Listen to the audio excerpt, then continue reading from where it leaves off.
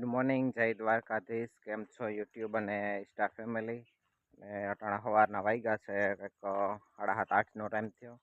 આપણે હાલે જાહેરમાં પાણી નાખું વારી આવી. પહેલાં તો આપણે ઓલી વાટની જાહેર હતી ને એ આવી થઈ ગઈ કોરાઈને. આ છેલ્લે વાઈટો હતી એ બહુ નથી કોરાણો, પણ આ બહુ સારી કોરાઈ ગઈ. ઉરિયા નાખીને 2-3 પાણી ઉપર પાઈ દીધા ને એટલે આવી કોરાઈને થઈ ગઈ. ચાલો આપણે પહેલાં નાકું વારી આવીએ ને પછી આપણે તાજ એક નવીન ધંધે ચડવાનું છે. ધંધામાં કંઈક એવું છે કે આપણે છે ને માંડવીમાં નેદવાનું છે. નેદવામાં જો કે ખડ તો નથી, પણ એમાં ઓલા ઉનાળુ મગ હતા ને તેમાં મગ ક્યાંક ઉગ્યા, સવડા આંક્યા હતા ને એટલે ઓછા ઉગ્યા, બહુ નથી ઉગ્યા. નકર તો ખૈરા બહુ હોય એટલે બહુ ઉગે, પણ હવે ઓછા ઉગ્યા, બહુ નથી વાંધો. આપણે મગ પારવા પહેલાં એવું લાગે તો ઉપાડી લઈ. માંડવીને પાણીની જરૂર તો છે, પણ હવે 2 દિવસ વરસાદની રાહ જોઈ લે, કારણ કે આ 2-3 દિને હું આગાહીનું કહે તો ખબર પડી જાય. નકર પછી પાણી ચડાવી દે. આમ આપણે બહુ નથી મગ એ પારવા છે, પણ અટાણે કોરે દી ઘૂમરો લાગી જાય તો ઉપાદી નહીં ને. ગુડ મોર્નિંગ, જય દ્વારકાધીશ. કેમ છો યુટ્યુબ અને ઇન્સ્ટા ફેમિલી? સ્વાગત છે આજના મારા બ્લોગમાં. અને અત્યારે તો જો સવારમાં હું બ્લોગ ઉતારવો ચાલુ કરી દીધો, કારણ કે અત્યારે છે આજે સન્ડે છે, એટલે પપ્પાને થોડોક ટેકો દેવાનો છે. ને આ જોઈ લ્યો અહીંયા રખડે ઘઉં આવ્યા. જો એને તો ઘઉં આવ્યા ખેતરમાં, પણ ખાસુ ખેતર નહીં, રમવાના ખેતરમાં વાવ્યા ઘઉં. મમ્મી શું કરે છે? શું કરો મમ્મી?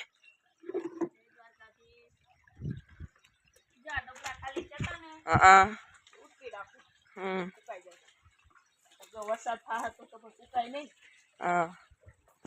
અને 3-4 દિવસ હે ને આપણે આવું ચાલુ છે ઢાળિયા અને મોટા ઝીણા મોટું. તો અહીંયા પણ એક મોટું કરી નાખ્યું ઢાળિયું, તમને બતાવી દો.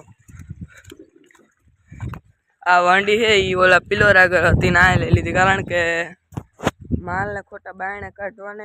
હવે આજે જ આવવાનું છે મગ ઉપાડવા ખેતરમાં. તમે કન્ટિન્યુ બન્યા રહેજો.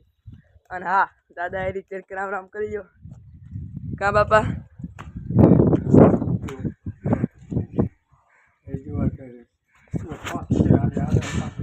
જો ફાકી ખાઈ કા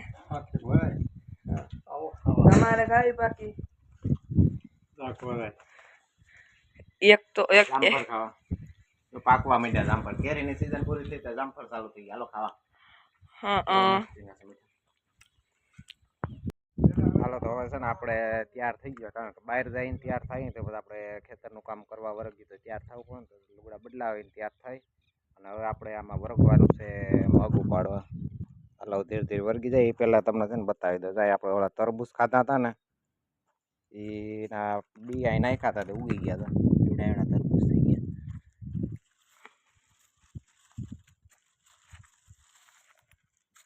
એવડા થઈ ગયા તરબૂચ. પછી તો ચણકા છે, પેલા અહીંયા હરોહેર ઉઈ ગયા, અહીંયા ઉઈ ગયા.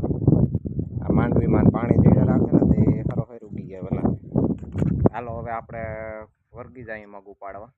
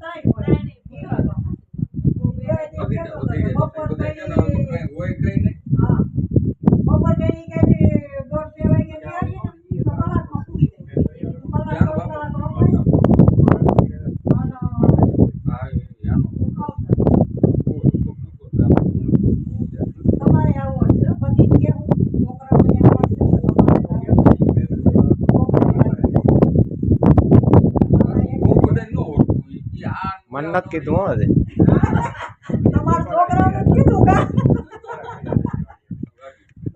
હા મારા ભાભી થાય મારા મોટા પણ દીકરાના ઘરના ચા ભત્રીજો અહીંયા ઠેકાણા છે ને એટલે આપણે ત્યાં કહી શકીએ.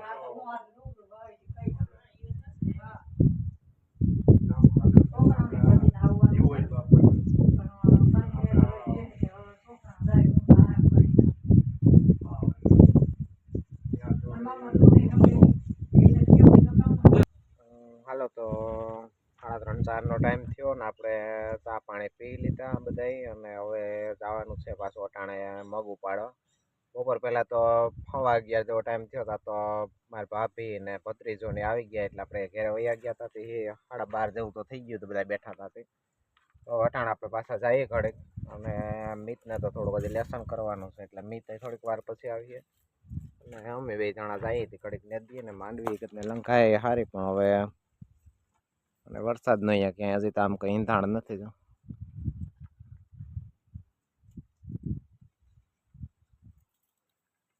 વરસાદ થાય એવું કંઈ લાગતું નથી પણ માંડવીમાંથી પહેલાં મગ ઉપાડવાના છે, ઉપાડી લઈએ આપણે પછી કંઈક વિચાર્યું પાવાનું. ચાલો હવે ઘડીક માંડવીમાંથી આપણે અરુડા તો કહો આપણે મગ ઉપાડી લઈએ. જોજો મિત્રો આ જો અમાર નિહાઈ ને આવી ગયા વાહે વાહે રખડે છે. જય દ્વારકાધીશ. આમ પાહે પાહે ઉભો બે મોટું ને પતલું કા આ શું તો આપણે જો હવે રમી લઈ થોડુંક આ ભેગું અને હવે હે ને આપણો બ્લોગ પૂરો કરીએ છીએ. તમને કેવો લાગ્યો કોમેન્ટમાં જણાવતા જાજો. જય દ્વારકાધીશ.